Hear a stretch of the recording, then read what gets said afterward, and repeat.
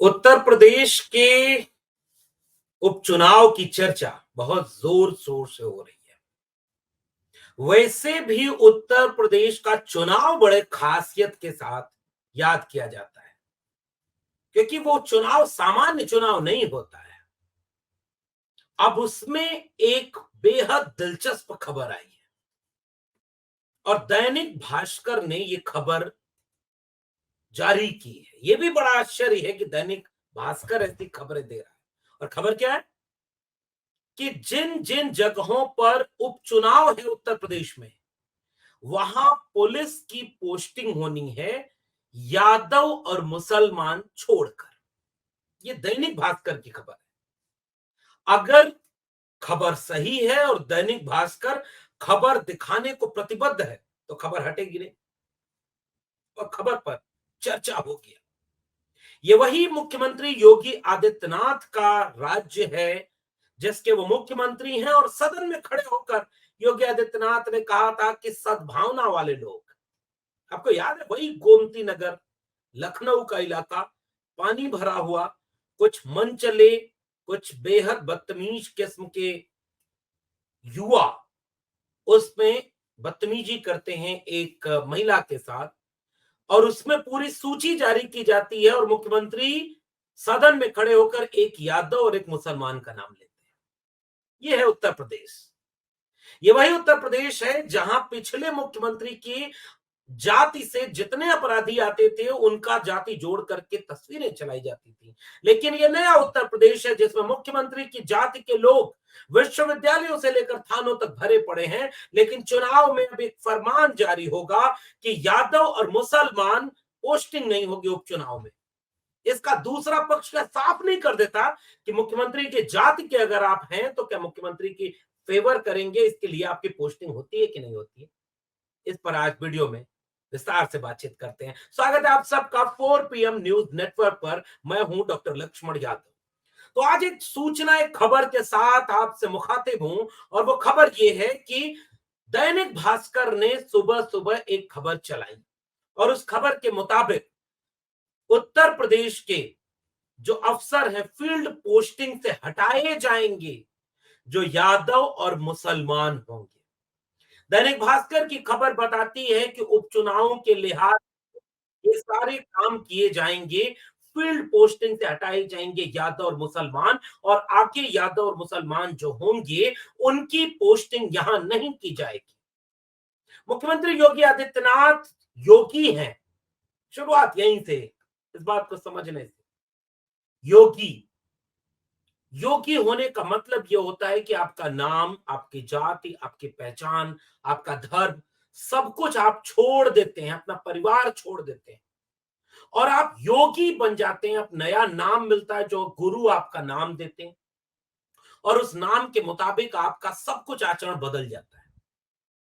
आप योग साधना से जुड़े हुए वे शख्स होते हैं जो योग के जरिए केवल पार ब्रह्म परमेश्वर को याद करके उस मोक्ष की प्राप्ति नहीं करते। वो इड़ा और पिंगला नाड़ियों को सुषुम्ना से जोड़कर षट चक्र भेदन के साथ, हठ योग साधना के साथ ब्रह्म का दीदार ही नहीं करते। वो इस धरती के काम, क्रोध, लोभ, मोह और अहंकार से मुक्त हो जाते हैं, इसलिए उन्हें योगी कहा जाता है। वो योग साधना से, तपस्वी साधना से एक ऐसी चरण में जिंदगी के प्रवेश कर जाते हैं जहां उनके लिए जाति, धर्म, अहंकार, लोभ, लालच, गुस्सा, क्रोध, हिंसा, इन सब से मुक्ति मिल जाती है। इसलिए जो कल तक अजय सिंह बिष्ट थे, यानी उत्तराखंड के ठाकुर बिरादरी से आने वाले परिवार में पैदा हुए थे, जब वो गोरखपुर के गोरख मठ में पहुंचते हैं तो वो योगी आदित्यनाथ हो जाते हैं। लेकिन यही मुख्यमंत्री एक टीवी को इंटरव्यू देते हुए कहते हैं कि हां, मुझे गर्व है कि मैं क्षत्रिय बिरादरी में पैदा हुआ जिसमें भगवान भी पैदा होते हैं। उस समय वो योगी होते हैं। वो योगी होते हुए भी कई विवादित बयान भी देते हैं। वो योगी होते हुए भी क्रोध से लबरेज भाषा का इस्तेमाल करते दिखते हैं। वो योगी होते हुए भी अपनी जाति के लोगों को नियुक्त करते हैं विश्वविद्यालय से लेकर सांसद और पुलिस थानों में। अगर उनकी बिरादरी के लोगों की बात करें तो संजय सिंह जो आम आदमी पार्टी के बड़े नेता थे, उन्होंने स्पेशल टास्क फोर्स को स्पेशल ठाकुर फोर्स तक का नाम दिया और कहा कि संजय सिंह ने कहा कि लगातार उत्तर प्रदेश में केवल ठाकुरों का वर्चस्व बनाया जा रहा है। पिछले दिनों उत्तर प्रदेश में बांदा यूनिवर्सिटी में एक नौकरी प्रोफेसर की निकलती है जिसमें 15 पदों में से 11 पर केवल ठाकुर भरे जाते हैं। 69 शिक्षक भर्ती घोटाला हुआ उत्तर प्रदेश में योगी सरकार में। यूपी के 30 विश्वविद्यालयों में 22 सवर्ण कुलपति हैं और यह आंकड़ा लगभग 73-74% का बनता है। लखनऊ के 9 विश्वविद्यालयों में 6 सवर्ण कुलपति हैं और 3 ओबीसी। गोरखपुर, बनारस, प्रयागराज समेत 10 जिलों में सवर्ण कुलपति हैं। और ठीक इसी तरह से पुलिस स्टेशनों और जिले मुख्यालय में तैनात किए गए अधिकारियों के आंकड़े बसावन इंडिया और ऐसे तमाम रिपोर्ट जब जाहिर करती हैं कि इस समय उत्तर प्रदेश में आधे से ज्यादा पदों पर, कुछ आंकड़े तो 70 से 80% पदों पर कहते हैं कि उसी बिरादरी के अफसरों की तैनाती है जिस बिरादरी का योगी होने के बाद भी अपना गर्व के साथ पहचान जोड़ते हैं मुख्यमंत्री आदित्यनाथ। और इसलिए उत्तर प्रदेश में मुख्यमंत्री योगी आदित्यनाथ की सरकार अब उन अफसरों की तैनाती उपचुनाव वाले इलाकों से हटाएगी जो यादव और मुसलमान होंगे। और जाहिर सी बात है आगे जब चुनाव होंगे तो उन चुनावों के दरमियान केवल अफसरों की तैनाती ही नहीं हटाई जाएगी। पुलिस के एक अधिकारी से जब मेरी बात हो रही थी, उन्होंने ऑफ द रिकॉर्ड ये बात कहा कि जब तक इस देश में आरएसएस और बीजेपी की बेईमानी है, ईवीएम है, तब तक आप इस देश में चुनाव बड़ी आसानी से नहीं जीत सकते, बशर्ते कि जनता ही एकदम बीजेपी को हराने को तैयार हो जाए, जैसा पिछले 2024 के चुनाव में हुआ। जनता खुद इतनी तैयार हो गई थी कि बड़े भारी भरकम वोटों से संविधान बचाने के लिए उन्होंने वोट दिया।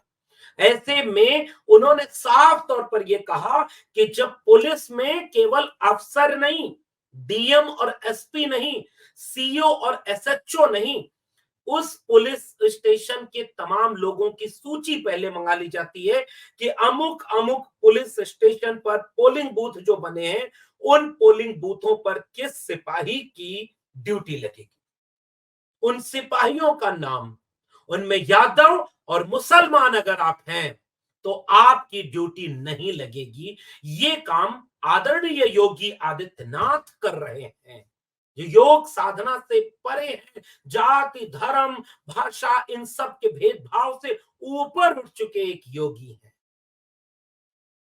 अखिलेश यादव इस पर गहरी आपत्ति दर्ज करते हुए अपने सोशल मीडिया प्लेटफॉर्म एक्स पर एक टिप्पणी करते हैं।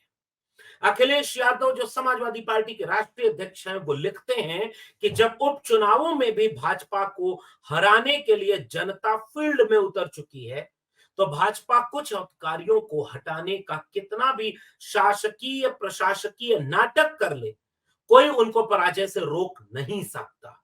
देखना यह भी है कि इनकी जगह जो अफसर आएंगे, उनकी निष्पक्षता पर मुहर कौन लगाएगा। कितना गंभीर सवाल अखिलेश यादव ने अपने ट्वीट में उठा दिया।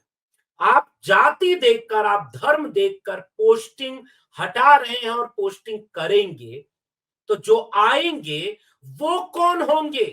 क्या वो मनपसंद के लोग नहीं होंगे? ये सवाल जनता के तौर पर आप भी एक बार विचार जरूर करिएगा। इट्स हैपन, आजादी के अमृत काल के भारत में देश के सबसे बड़े सूबे में खुलेआम जाति और धर्म देख करके शासन और प्रशासन अपना काम कर रहा है। ये नया भारत है, मुबारक हो।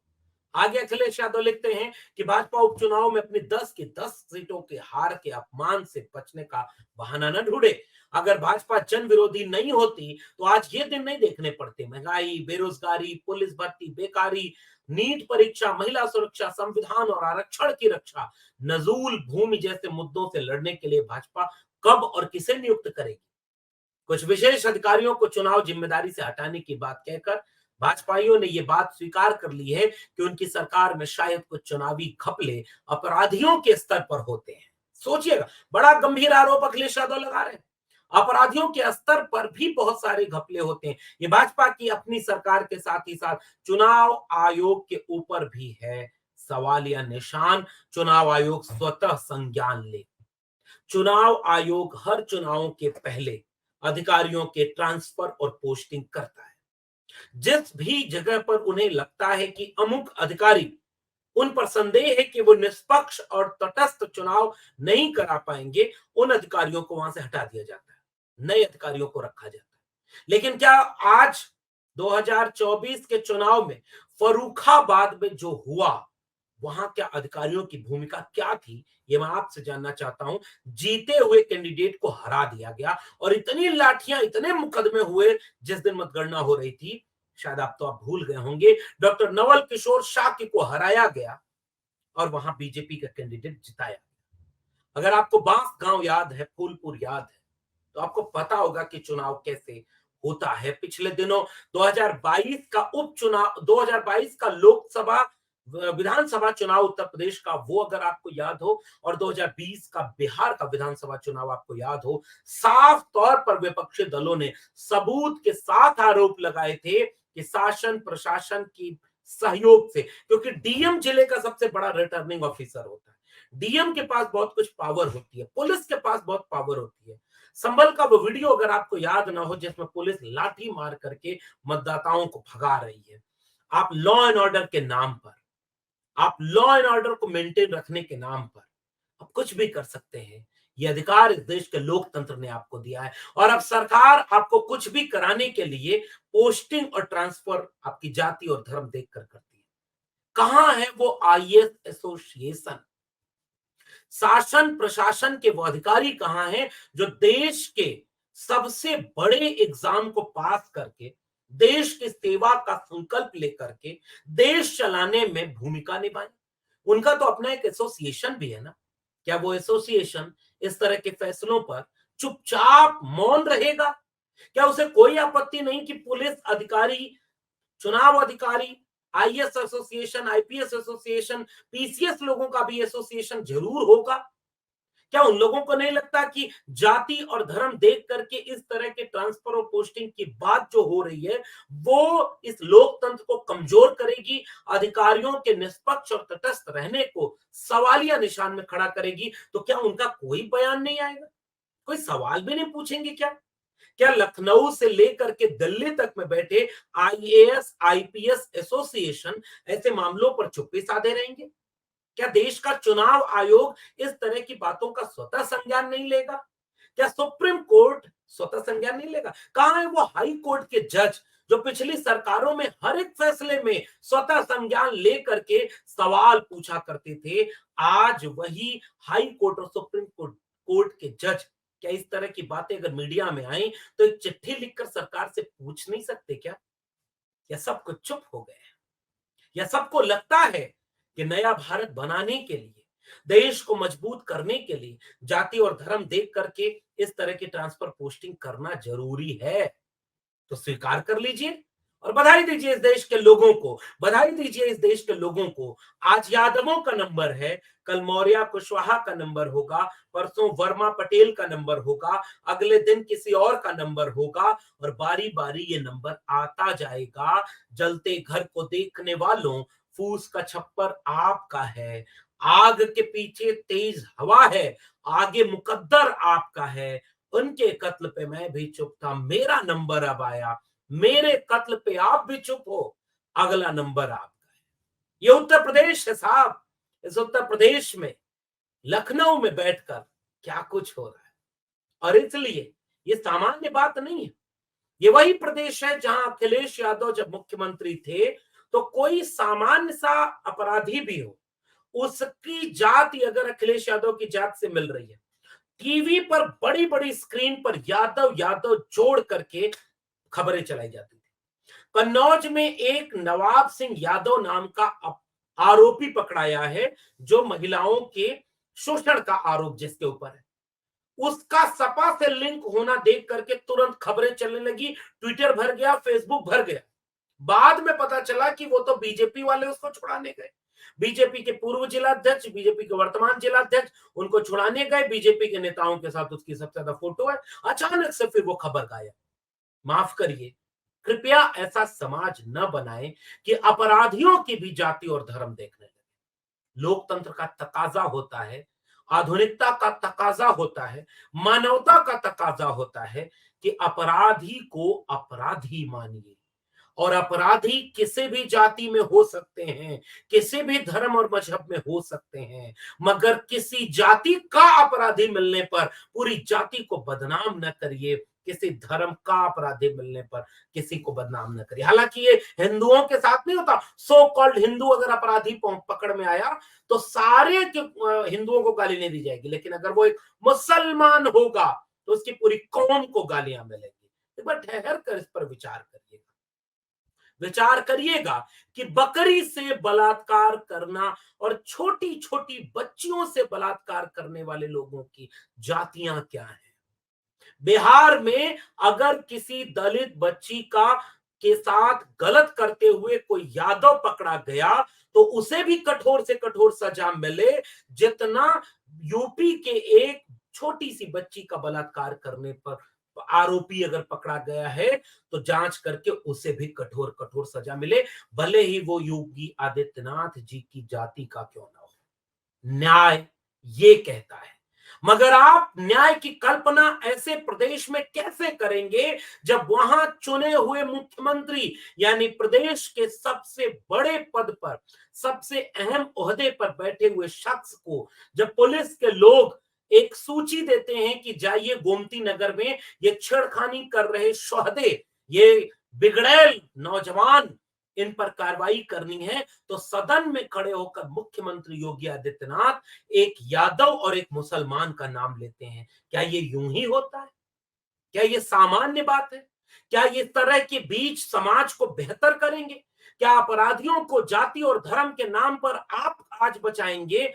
क्या तमाम रेपिस्ट चिन्मयानंद से लेकर के कुलदीप सिंह सेंगर तक, जिसे बीजेपी घोषित तौर पर बचाती रही है, घोषित तौर पर बचाई है बीजेपी ने, कोर्ट का जब आदेश हुआ तब उसने कार्रवाई की। इसी तरह से अगर अयोध्या में एक बच्ची के साथ अन्याय हुआ है तो कठोर से कठोर जांच करके कठोर से कठोर सजा मिले, बेशक वो कोई यादव हो, कोई मुसलमान हो या कोई समाजवादी पार्टी का ही क्यों ना हो। लेकिन इस तरह की बातों को जाति और धर्म से जोड़ देना एक अच्छे समाज को नहीं बनाएगा। आज आप ताकत में होंगे तो आप ये करेंगे, कल ताकत चली गई और कल किसी ने ऐसा ही किया तो नुकसान आपका नहीं होगा, नुकसान समाज का होगा। इसलिए उत्तर प्रदेश की राजनीति को बड़ा करीब से देखा करिए। उत्तर प्रदेश की राजनीति में बड़े कमाल के फैसले होते हैं।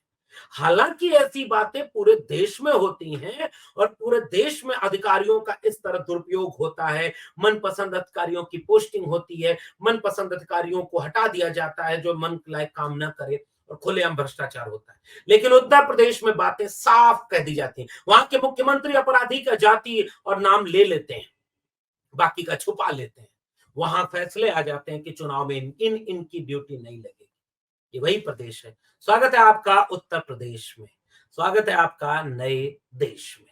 आपका क्या मानना है नीचे कमेंट बॉक्स में जरूर बताइएगा। फिर मिलेंगे किसी और टिप्पणी के साथ, तब तक के लिए बहुत बहुत धन्यवाद।